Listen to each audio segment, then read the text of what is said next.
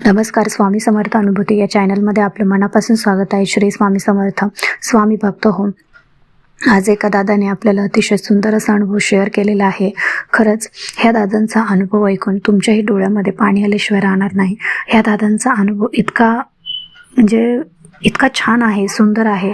हा अनुभव ऐकून तुमच्याही मनामध्ये स्वामींविषयी जे काही श्रद्धा आहे, विश्वास आहे, तो जागृत झाल्याशिवाय राहणार नाही. पण तत्पूर्वी जर आपल्या चॅनलवर कोणी नवीन स्वामी सेवेकरी असतील, स्वामी भक्त असतील, तर त्यांनी आपल्या चॅनलला सबस्क्राईब करायला विसरू नका. तर चला मग आपण दादांच्या अनुभवाला सुरुवात करूया. बघा, आपण इतके भाग्यवान आहोत की आपल्याला स्वामींविषयी जे काही स्वामींचे गुण आहेत ते ऐकायला मिळत आहेत. स्वामी जे काही म्हणजे अनुभव देतात, चमत्कार करतात, त्यांच्या आपल्याला लीला ऐकायला मिळत आहेत. खरंच तुम्ही खूप भाग्यवान आहात की तुम्ही स्वामींचे अनुभव ऐकता आणि तुमच्या मनामध्ये स्वामींची सेवा करावी असा भाव उत्पन्न होतो. तर बघा, दादा म्हणतात, सर्वप्रथम ब्रह्मांड नायक आपले श्री स्वामी समर्थ महाराजांना मनापासून मुजरा, त्रिवार मुजरा. तर सर्वप्रथम मी सांगू इच्छितो की मी स्वामींच्या सेवेत कसा आलो. स्वामींच्या सेवेत येण्यामागचं एकच कारण होतं की आयुष्यामध्ये खूप काही अडचणी होत्या, खूप काही अडथळे निर्माण होत होते, दुःख होतं, काहीच मार्ग मिळत नव्हता.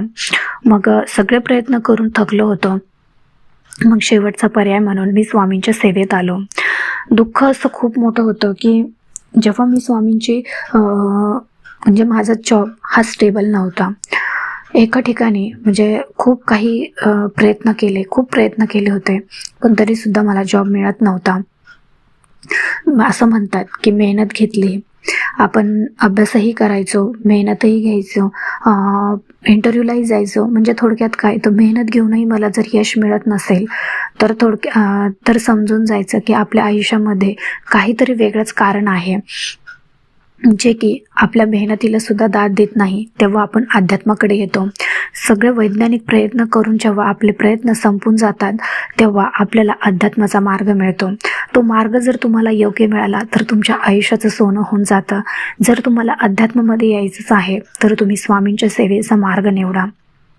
ते दादा सांगतात की मला जेव्हा स्वामींच्या सेवेचा मार्ग समजला तेव्हा मी म्हणजे माझ्या पत्नीची जी बहीण होती, माझ्या पत्नीची आई होती, माझ्या पत्नीची आई स्वामी सेवेत होत्या. त्यांनी माझ्या बायकोला सांगितलं की तुमच्या घरात एवढ्या अडचणी आहेत तर तू एकदा स्वामींची सेवा करून बघ. नक्कीच त्या घरातल्या अडचणी, ज्या काही दुःख आहेत ते पूर्ण झाल्याशिवाय राहणार नाही, म्हणजे ते दूर झाल्याशिवाय राहणार नाहीत. तू करून बघ. तर मग आता अडचणी तर चालूच होत्या. मी जॉबसाठी प्रयत्न करत होतो आणि सगळं काही आमचं जॉबवरच चाललेलं होतं. कारण माझी पत्नी शिकलेली होती पण तीही जॉब करत नव्हती. तिला मी प्रायव्हेट जॉब करायचं म्हणजे नको करू म्हणून सांगितलेलं होतं. जे काही करायचं ते तू गव्हर्नमेंट जॉब कर म्हणून. जे काही चाललेलं होतं आमचा म्हणजे पूर्ण कुटुंबाचं जे काही खर्च पाणी होतं तो सगळं मी बघायचो. आमच्या मुलांचं शिक्षण, मुलांचा खर्च, बायकोचा खर्च, घरातलं सगळं काही मी बघायचो. पण तेवढ्यात माझा जॉब गेला. मला वाटलं भेटेल दुसरीकडे, पण जॉब भेटायला खूप टाईम होता आणि भेटतही नव्हता. खूप प्रयत्न करून भेटत सुद्धा नव्हता. तर मग मी माझ्या पत्नीला म्हटलं की आता मी खूप प्रयत्न करतोय, आपले दिवस असेच जर निघून गेले तर खूप वाईट परिस्थिती येऊन जाईल आणि सगळं काही आपलं माझ्या जॉबवरती आहे. तर त्या दादांच्या बायकोने स्वामी सेवा करण्याचं ठरवलं. स्वामी सेवा केली. स्वामी सेवेमध्ये त्यांनी म्हणजे काय करायचं, नेमकं स्वामींची सेवा काय असते आणि काय करायचं हेच त्यांना माहिती नव्हतं. तर त्यांनी तिथल्या शेजारच्या केंद्रामध्ये, मठामध्ये गेल्या आणि तिथल्या जे आपल्याला सेवा देणारे मोठे सेवेकरी होते, ज्येष्ठ सेवेकरी, त्यांना विचारलं की म्हणजे प्रश्नोत्तर कधी असतात म्हणून. त्या सेवेकऱ्यांनी सांगितलं की दर गुरुवारी आपल्या केंद्रामध्ये प्रश्न उत्तराचा कार्यक्रम राहतो म्हणून. मग त्यांनी जो पुढचा येणारा गुरुवार होता त्या गुरुवारी केंद्रामध्ये आले तेव्हा त्यांनी त्यांचा प्रश्न मांडला आणि तो प्रश्न मांडल्याबरोबर म्हणजे चांगला जॉब मिळावा त्यासाठी सेवा पाहिजे होती त्यांना. तर ती सेवा त्यांनी सेवा घेतली आणि त्यांनी सेवेला सुरुवात केली. पण सेवा अशी होती की कुलदेवतेचा जाऊन आपला म्हणजे त्यांना जी कुलदेवी आणि कुलदैवत होतं त्यांचा जाऊन त्यांना मान सन्मान करायचा होता. पण त्या दादांकडे तेवढा वेळ नव्हता. वेळ म्हणजे काय, तर त्या दादांनी स्वामींना मनोमन प्रार्थना केली की स्वामी, मी ह्या सेवा मनापासून पूर्ण करेन, पण तोपर्यंत आमचं खूप म्हणजे खूप सगळं काही माझ्या जॉबवर आहे. मला तोपर्यंत चांगला जॉब द्या आणि जॉबचा जर पहिला पगार असेल ना, त्या पगारात आम्ही दर्शनाला येऊ कुलदैवत आणि कुलदेवीला, असंच मनोमन प्रार्थना केली. आणि जे काही असेल म्हणजे पहिल्या पगारात आम्ही तिथे दर्शनाला येऊ, पण तुम्ही आमची एवढी परीक्षा बघू नका, कारण आमचं जे काही घर आहे ते माझ्या जॉबवरती चाललेलं आहे. मी सेवा पूर्ण करेन म्हणून असं संकल्प केल्याबरोबर त्यांनी सेवेला तर सुरुवात केली. त्यांचे प्रयत्नही चालूच होते इंटरव्ह्यूचे.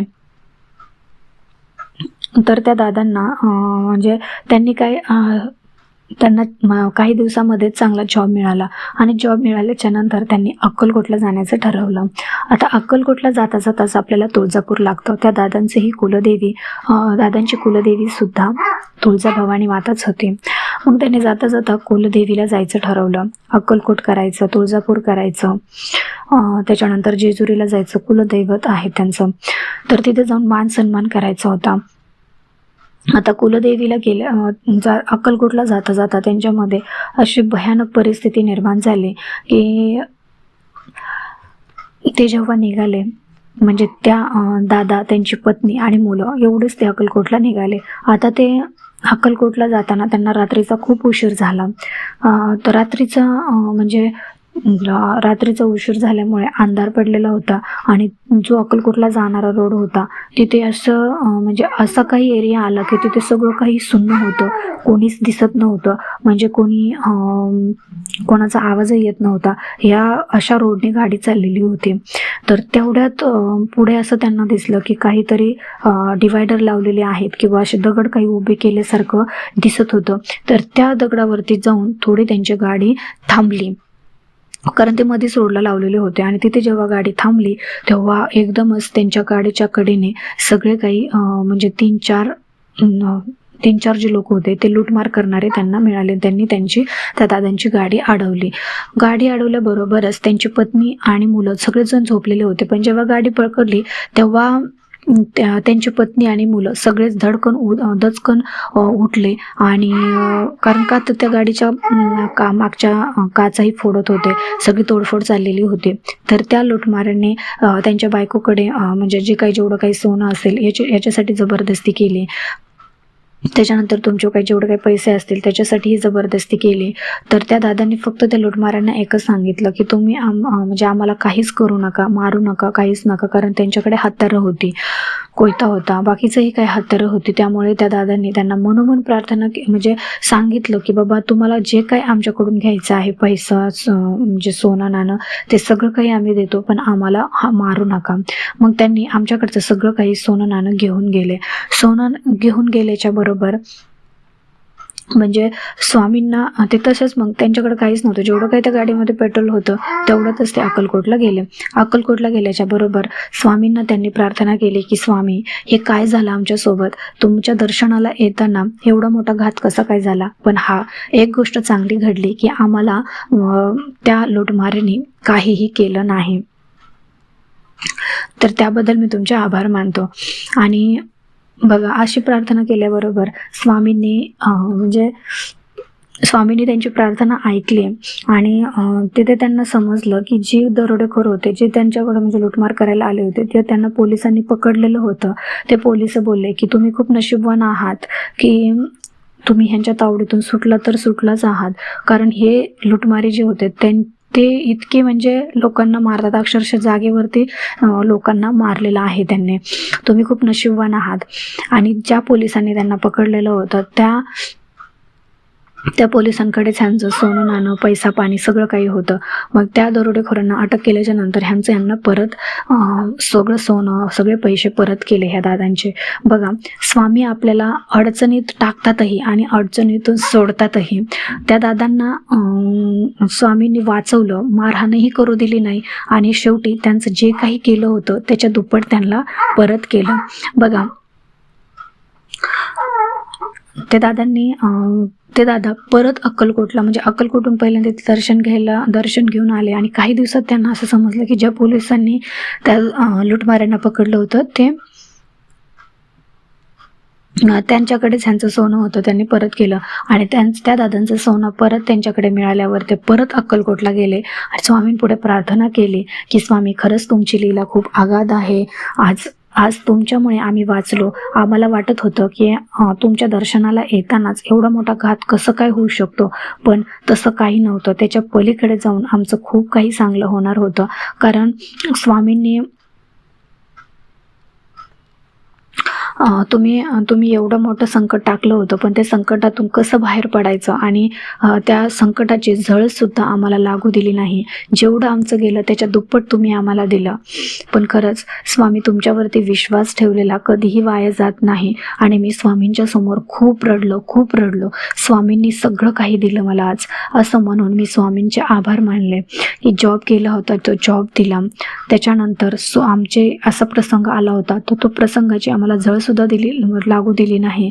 जरी म्हणजे इतके काटे टोचणार होते तर त्या काट्याचे एकदम फुलामध्ये तुम्ही रूपांतर केलं. म्हणजे असा अनुभव स्वामींनी मला दिला. आणि त्याच्यानंतर ते परत अक्कलकोटवरून घरी आले आणि त्यांनी तिथून पुढे परत स्वामींची इतकी सेवा, म्हणजे जसा टाईम भेटेल तसं ती स्वामींची सेवा करायला लागले. कारण स्वामींच्या सेवेत येण्यासाठी सुद्धा खूप भाग्य लागतं आणि खूप आपलं पूर्वसंचित असायला पाहिजे, तेव्हा आपण स्वामींच्या सेवेत येतो, स्वामींची सेवा करतो.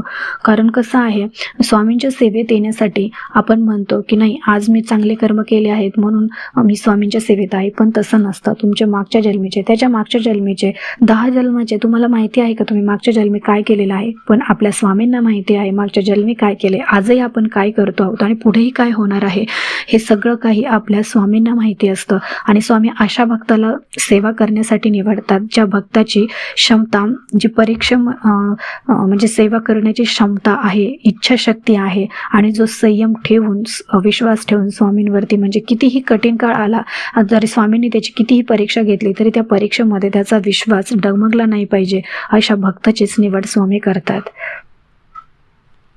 खरंच स्वामींचा अनुभव ज्याला येतो, स्वामी सेवेमध्ये जे स्वामी भक्त आहेत, स्वामी सेवेकरी आहेत किंवा अजून नवीन स्वामी सेवेकऱ्यांना किंवा ज्यांना माहितीच नाही आहे स्वामींची सेवा कशी करायची, अशांना जर स्वामींच्या सेवेत यायचं असेल तर मुळात तुम्ही खूप भाग्यवान आहात की तुमच्या मनामध्ये स्वामी सेवा करण्याचा विचार आला आहे.